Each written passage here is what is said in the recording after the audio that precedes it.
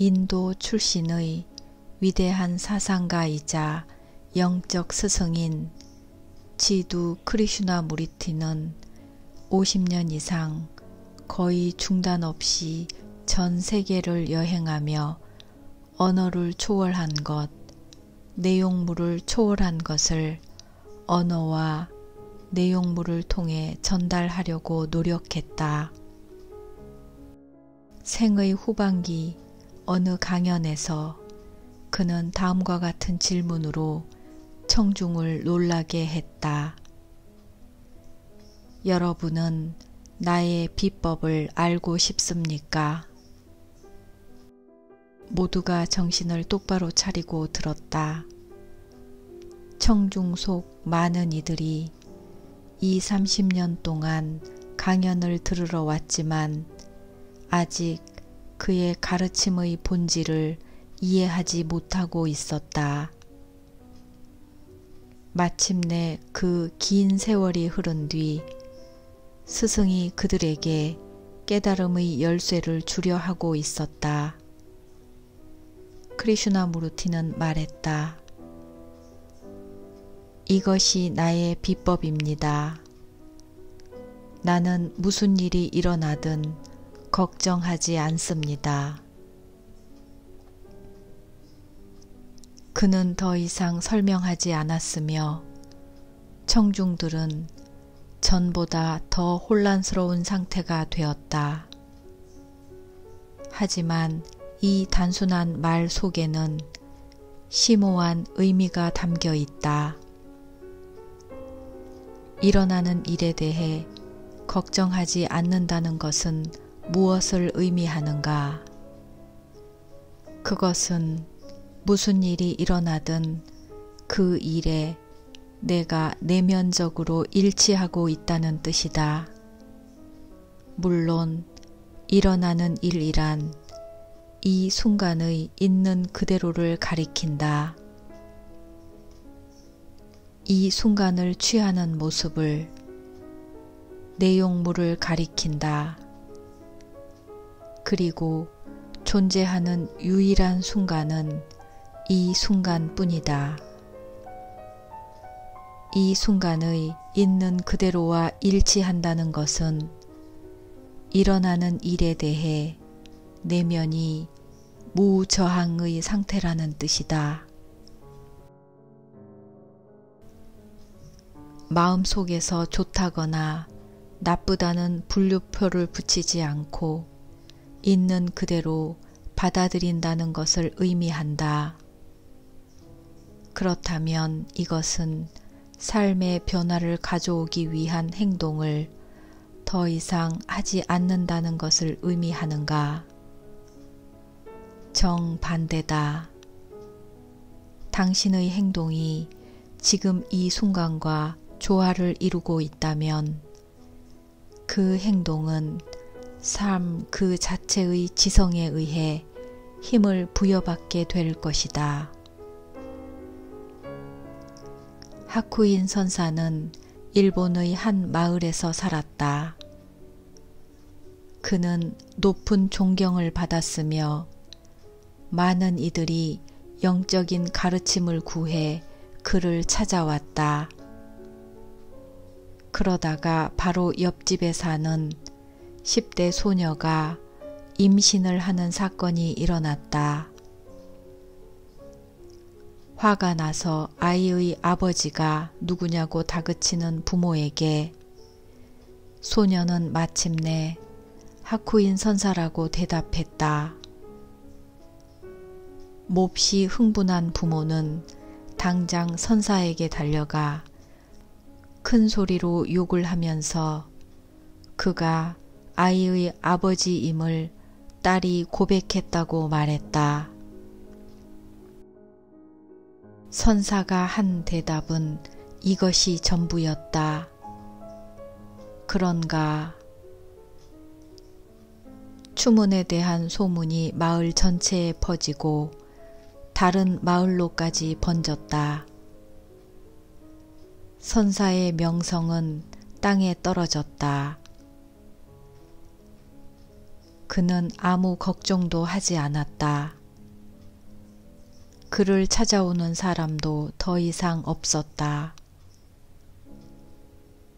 그는 동요함 없이 지냈다. 아이가 태어났을 때 부모는 아이를 하쿠인 선사에게 데려다 주었다. 당신이 아버지이니 당신이 이 아이를 키우시오.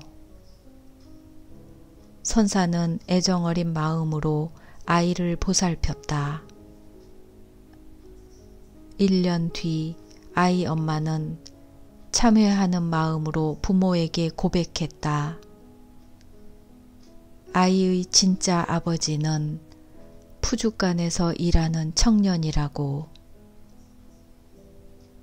부모는 어쩔 줄 몰라 하며 하쿠인을 찾아가 사죄하고 용서를 구했다. 정말 죄송합니다. 아이를 다시 데려가려고 왔습니다. 우리 딸이 스님이 아이의 아버지가 아니라고 고백했습니다. 그런가? 그것이 선사가 아이를 그들에게 안겨주며 말한 전부였다. 선사는 거짓과 진실, 나쁜 소식과 좋은 소식 둘 다에 정확히 똑같은 방식으로 반응한다. 그런가? 그는 좋은 것이든 나쁜 것이든 그 순간의 모습이 있는 그대로 존재하도록 허용하며 따라서 인간 드라마의 참여자가 되지 않는다. 그에게는 오직 이 순간만이 존재하며 이 순간은 있는 그대로일 뿐이다. 사건들은 자기화되지 않는다. 그는 누구의 희생자도 되지 않는다. 그는 일어나는 일과 완전히 하나가 되기 때문에 일어나는 일은 그에게 더 이상 어떤 힘도 미치지 못한다. 당신이 일어나는 일에 저항할 때만이 당신은 그 일에 좌우되며 그때 세상이 당신의 행복과 불행을 결정할 것이다. 아이는 애정 어린 마음으로 보살펴진다. 무저항의 힘을 통해 나쁜 것이 좋은 것으로 탈바꿈한다. 지금 이 순간이 요구하는 것에 언제나 반응하면서 그는 그렇게 할 때가 되자 아이를 보내준다. 당신의 삶에서 가장 중요하고 근본적인 관계는 지금 이 순간과의 관계다. 더 정확히 말하면 지금 이 순간이 취하고 있는 모든 모습과의 관계이다. 즉, 지금 존재하는 것들, 지금 일어나는 것들과의 관계이다. 만일 지금 이 순간과의 관계가 기능장애를 일으킨다면 그 기능장애는 당신의 모든 관계, 당신이 마주치는 모든 상황에 반영될 것이다. 에고는 간단히 이런 식으로 정의할 수 있다. 지금 이 순간과의 기능장애를 일으키는 관계, 지금 이 순간과 당신이 어떤 종류의 관계를 맺을 것인가를 결정할 수 있는 것은 언제인가? 바로 지금 이 순간이다. 일단 의식의 특정 차원에 도달하기만 하면 지금 이 순간과 어떤 종류의 관계를 맺을 것인가 결정할 수 있다. 나는 지금 이 순간이 나의 친구가 되기를 원하는가? 아니면 적이 되기를 원하는가?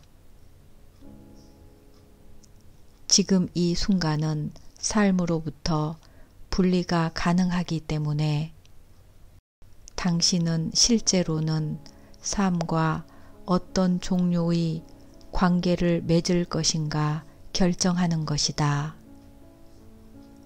일단 지금 이 순간이 당신의 친구가 되기를 원한다고 결정하면 첫 걸음을 내딛는 것은 당신에게 달린 일이다. 그것을 향해 우호적으로 다가가고 그것이 어떤 변장을 하고 나타나든 그것을 환영하라. 그러면 머지않아 그 결과를 보게 될 것이다. 삶 쪽에서도 당신을 향해 우호적으로 다가올 것이다. 사람들이 당신에게 협조적이고 환경들도 협력적이 될 것이다. 한 가지 결정이 당신의 현실 전체를 변화시킨다. 하지만 그런 방식으로 사는 것이 자연스러워질 때까지 그 한 가지의 결정을 다시 또 내려야만 한다. 지금 이 순간을 당신의 친구로 만드는 결정은 곧 에고의 종말을 의미한다. 에고는 결코 현재의 순간과 조화를 이루지 않는다. 다시 말해 삶과 조화를 이루지 않는다. 에고의 본성 자체가 지금 이 순간을 무시하고 저항하고 가치를 깎아내리기 때문이다. 에고는 시간을 먹고 산다. 에고가 강할수록 더 많은 시간이 당신의 삶을 점령한다. 그때 당신이 하는 거의 모든 생각이 과거 또는 미래와 관계가 있다. 당신은 자신의 정체성에 대한 느낌을 과거에 의존하고 성취감을 미래에 의존한다. 두려움, 불안, 기대, 후회, 죄책감, 분노는 시간에 묶인 의식 상태의 기능 장애들이다. 에고가 현재의 순간을 대하는 세 가지 방식이 있다. 하나는 목적을 위한 수단이고 다른 하나는 장애물이며 나머지 하나는 적이다.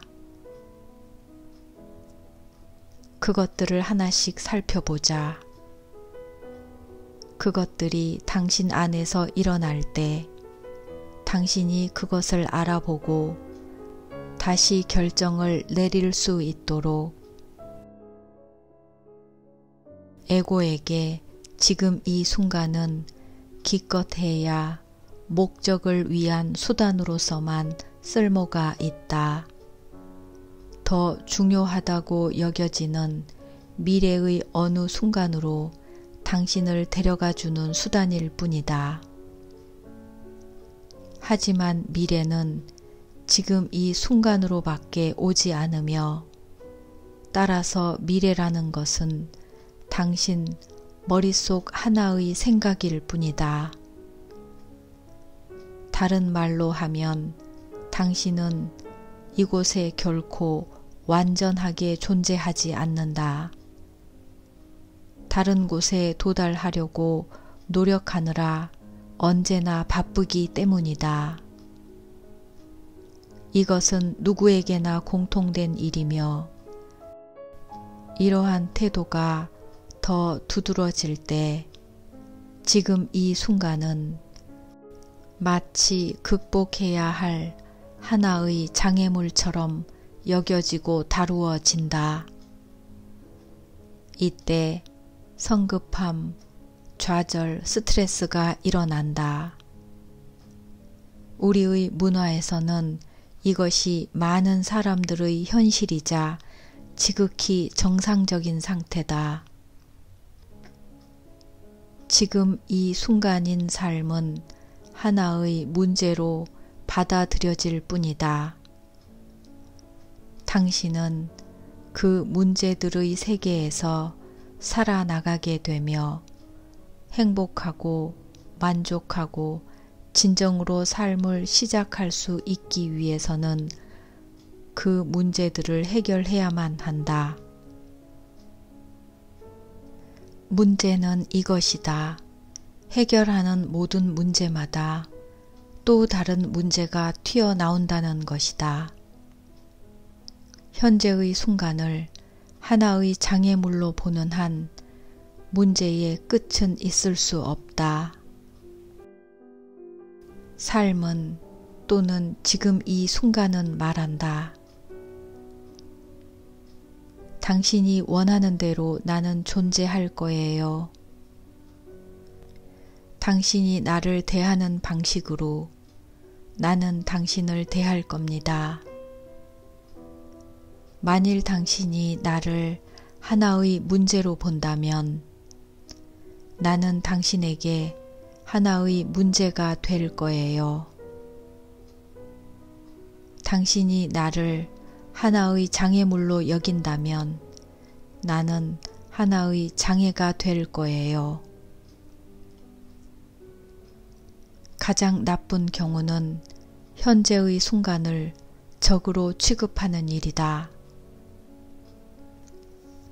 그리고 이 또한 매우 공통된 현상이다. 자신이 하고 있는 일을 싫어할 때, 자신의 환경에 대해 불평할 때, 지금 일어나고 있는 일이나 이미 일어난 일에 대해 욕을 퍼부을 때, 당신은 지금 이 순간에 존재하는 것과 싸움을 벌이고 있는 것이다. 당신의 마음속 대화가 했어야 했다와 하지 말았어야 했다로 비난과 탓으로 이루어져 있을 때 그때 당신은 이미 일어나고 있는 것과 언제나 다투고 있는 것이다. 당신은 삶을 적으로 만들고 있다. 그리고 삶은 말한다. 당신이 원하는 것이 싸움이라면 당신은 싸움을 얻게 될 거예요. 이때 외부 현실은 적대적으로 다가올 수밖에 없다. 외부 현실은 언제나 당신 내면의 상태를 당신에게 다시 반영해 주는 것이기 때문이다. 자신에게 자주 물어야 할 중요한 질문이 있다. 현재의 순간과 나는 어떤 관계를 맺고 있는가? 그 해답을 발견하기 위해서는 깨어 있어야 한다. 나는 지금 이 순간을 목적을 위한 하나의 수단으로밖에 취급하고 있지 않는가? 나는 그것을 하나의 장애물로 여기는가? 나는 그것을 하나의 적으로 몰고 있는가?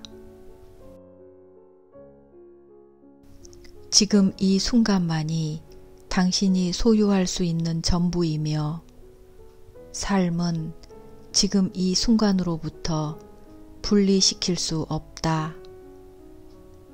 따라서 그 질문이 실제로 의미하는 것은 이것이다. 나는 삶과 어떤 관계를 맺고 있는가? 이 질문은 당신 안의 에고의 가면을 벗기고 당신을 현존의 상태로 데려가는 하나의 훌륭한 방법이다. 물론 이 질문은 절대적인 진리를 표현하고 있지 않다. 궁극적으로는 지금 이 순간과 나는 하나이기 때문이다. 삶과 나는 하나이기 때문이다. 하지만 이 질문은 옳은 방향을 가리키는 쓸모 있는 표지판이다. 더 이상 필요 없을 때까지 종종 자신에게 그 질문을 던져보라. 지금 이 순간과의 기능장애를 일으키는 관계를 어떻게 하면 뛰어넘을 것인가? 가장 중요한 것은 자신 안에서, 자신의 생각과 행동 안에서 그것을 알아차리는 것이다. 지금 이 순간과 당신의 관계가 비정상적임을 아는 순간, 당신은 현재의 순간에 존재하게 된다. 그 알미 곧 현존의 일어남이다. 당신이 그 기능장애를 아는 순간 그것은 녹아서 사라진다. 어떤 이들은 이것을 아는 순간 큰 소리로 웃음을 터뜨린다. 암과 함께 선택 능력이 찾아온다. 지금 이 순간에 대해 예라고 대답하는 선택, 그것을 자신의 친구로 만드는 선택이